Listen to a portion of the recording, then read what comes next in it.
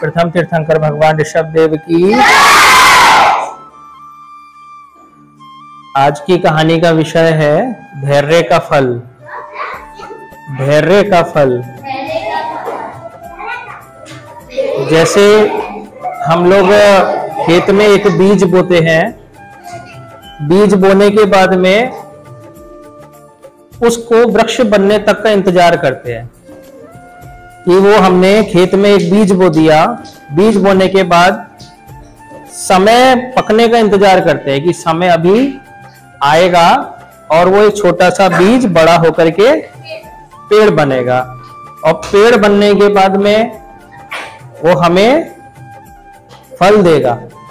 ऐसा तो नहीं होता है ना कि हमें ना हम बीज बो दिया और उसके बाद हमने खेत को देखा वो बीज कितना बड़ा हुआ, कितना बड़ा हुआ। देखते हैं क्या हम? हमने बीज बो दिया, पानी दे दिया, उसके बाद फिर हम वेट करते हैं, इंतजार करते हैं, हम धैर्य रखते हैं कि वो छोटा सा बीज कभी धीरे धीरे धीरे धीरे बड़ा होगा और बड़ा होने के बाद वो वृक्ष बनेगा, और वृक्ष बनने के बाद वो फल देगा और हम उस फल का उपभोग करेंगे, हम उस फल को यूज करेंगे। ये कथा जैन शास्त्र ज्ञाता धर्म कथा सूत्र नाम के आगम ग्रंथ के अंदर आती है, जो कि तीसरे अध्ययन अंडे से ली गई है। एक नगरी थी, बहुत सुंदर नगरी थी। उस नगरी का नाम था चंपा नगरी। क्या नाम था?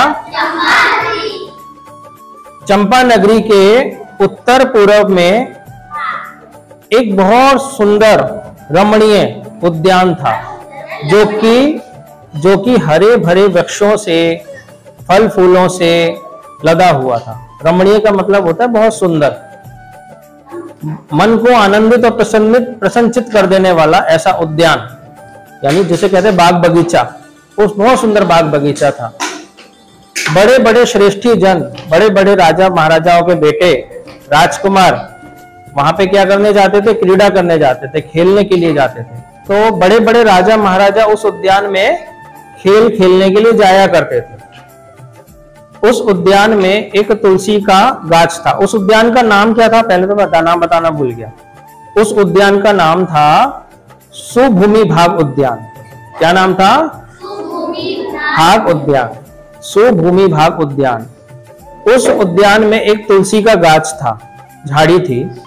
उस तुलसी के झाड़ी में एक सुंदर सी मयूरी ने, मयूरी मतलब शी पीकॉक, एक सुंदर सी मयूरी ने दो सुंदर चमकदार सफेद रंग के अंडे दिए और वो अपने अंडों की रक्षा करने लगी। उसी नगर में, कौन सा नगर? उसी चंपापुरी नगरी में सागर दत्त नाम के सार्थवाह का बेटा और जिन दत्त नाम के सार्थवाह का बेटा रहता था। यानी दो बच्चे रहते थे। एक के पापा का नाम था सागर दत्त और एक के पापा का नाम था जिन दत्त। ठीक है, हाँ, उनके पापा का नाम था, उन बच्चों का नाम नहीं है। ग्रंथ में पिताजी का नाम आया है, बच्चों का नाम नहीं आया।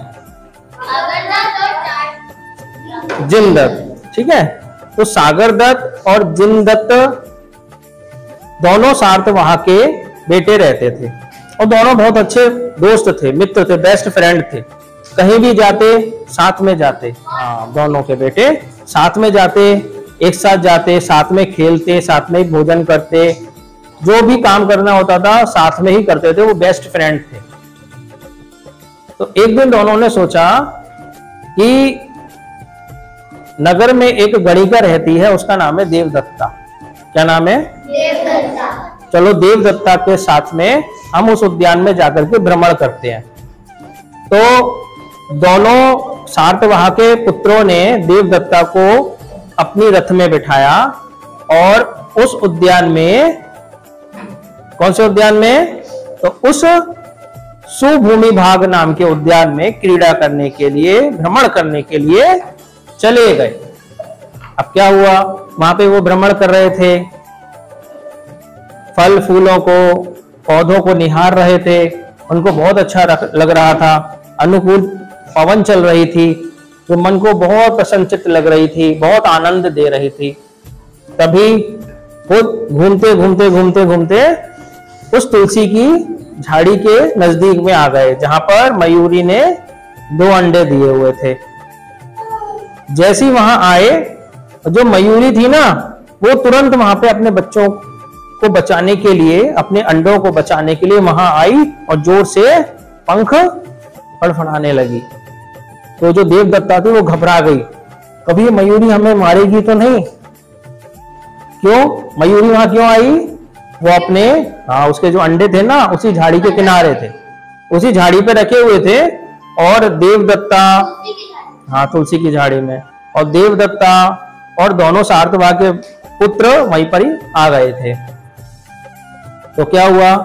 तो दोनों सार्थवाह ने मयूरी को वहां से मार के, ऐसे पत्थर मार के ना वहां से भगा दिया।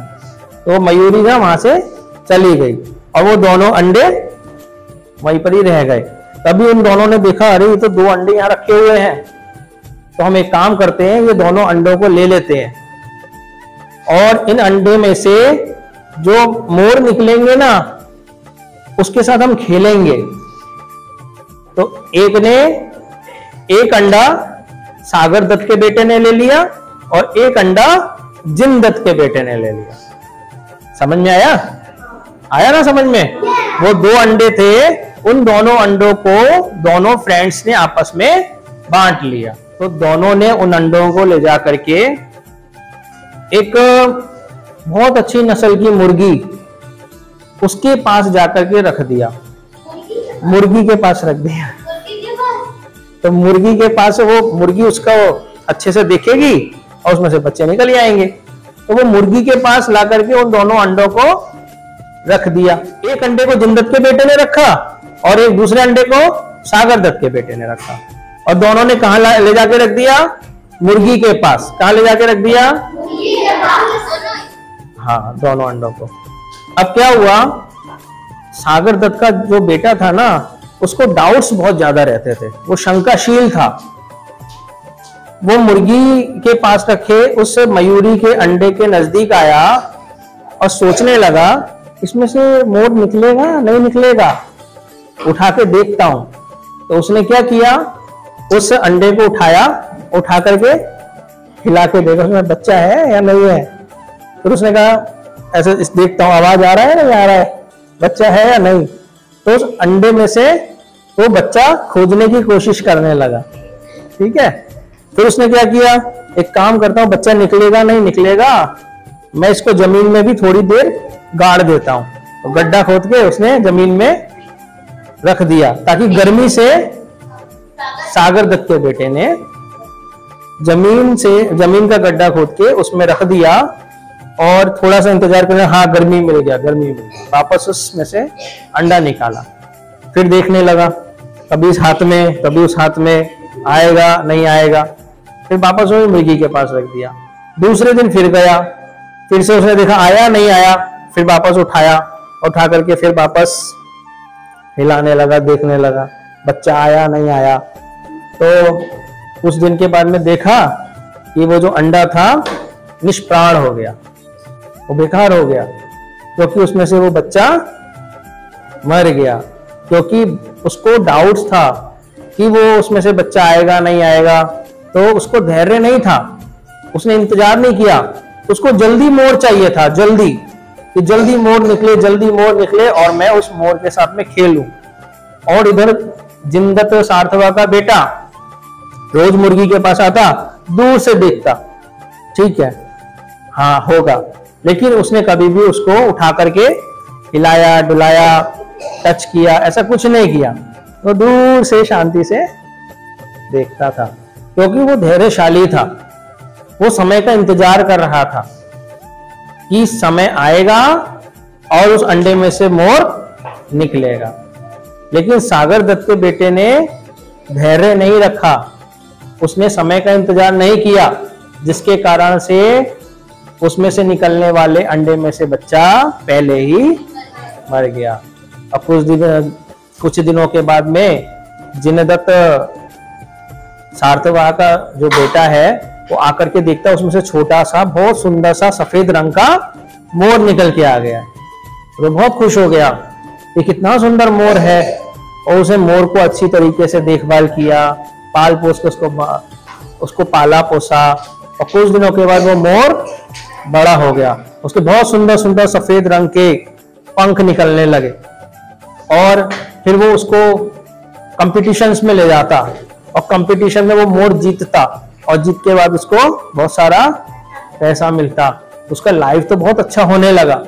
तो उधर वो सोचने लगा, जिनदत्त सार्थवा का बेटा सोचने लगा कि मेरे दोस्त ने धैर्य नहीं रखा, मेरे दोस्त ने समय का इंतजार नहीं करा, उसको विश्वास नहीं था अंडों के ऊपर, तो विश्वास न होने की वजह से उसका नुकसान हो गया।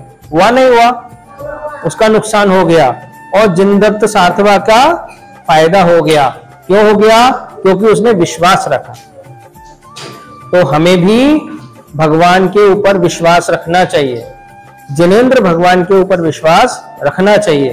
तो जिनेंद्र भगवान ने जो हमें बताया है, ऐसी वाणी पर हमको श्रद्धा रखना चाहिए, विश्वास रखना चाहिए। समझ में आया आपको? तो जिन आगम के विरुद्ध मैंने कुछ शब्द कहा उसके लिए मिच्छामि दुक्कडम।